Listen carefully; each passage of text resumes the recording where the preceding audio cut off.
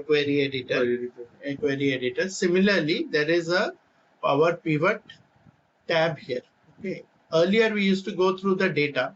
Okay, we can use that. We'll see where we can use it, but you will get a separate power pivot tab here like this. Okay, next to help.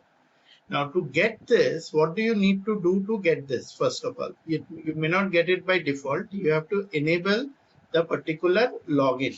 Okay. So how do we enable the login? We go through to the file, go to options. Yes, file, options,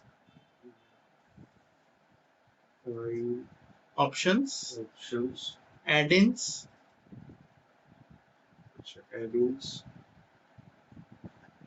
okay. And then here at the bottom you have the manage. So over there, click on com add-ins. Go to com add-ins and click on go.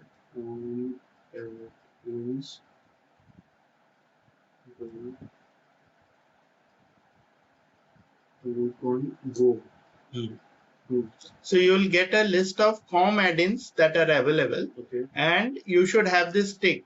In this case, I have already ticked. That's why this power pivot tab is coming. If it is not ticked, you need to tick it like this, or like if you see here, Microsoft Data Streamer for Excel is not ticked.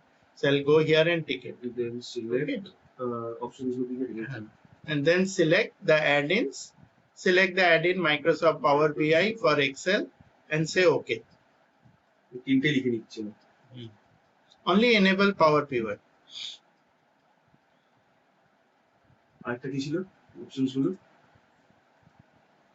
So if we go back, file, options, add-ins, go click on manage, com add-ins, click go. So Microsoft Power Map for Excel. So Microsoft Power Pivot for Excel.